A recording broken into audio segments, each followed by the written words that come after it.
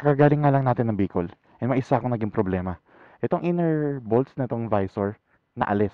Ngayon, bumili tayo ng inner bolts na metal, hindi yung rubber. Para mapalitan natin siya and hindi na siya maging problema in the future. Tara, unbox muna natin.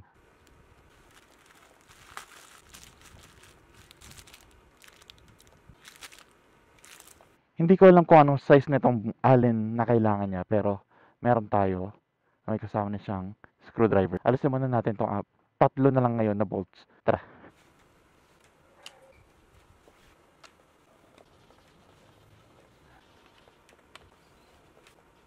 Ganito yung binili natin na inner bolts.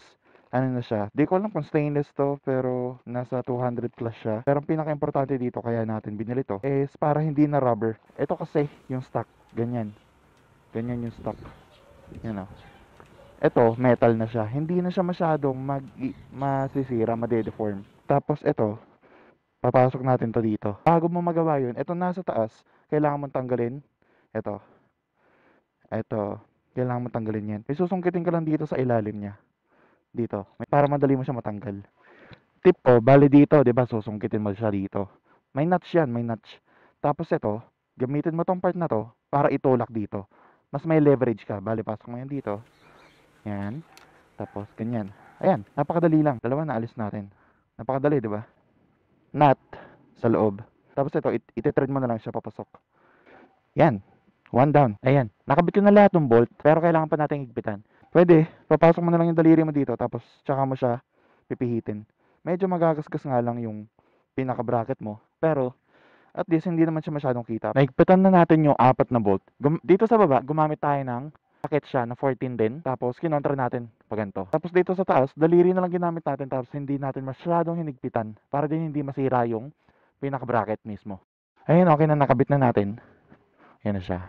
Mas steady siya. Basta hindi siya naalog. Tapos, ayun, hindi ko na kinabit yung acrylic niya. Hindi ko na siya nilagay. Kasi medyo nakaangat.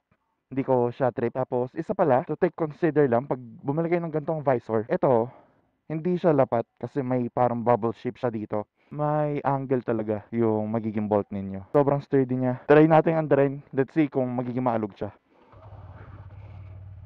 Ang galing walang alog. Dati, nung gamit ko, stock rubber, ganyan, ito, medyo may alog siya. Ngayon, wala, oh. So far, so good. Hindi siya naalog. Sobrang okay na lang. Medyo madumi pa yung motor natin. Kung gusto mo ng ganito mga videos, more about ADV, like and follow para updated ka sa mga kung ano mang ilalagay natin dito sa motor natin. Yun lang. Maraming salamat. See ya!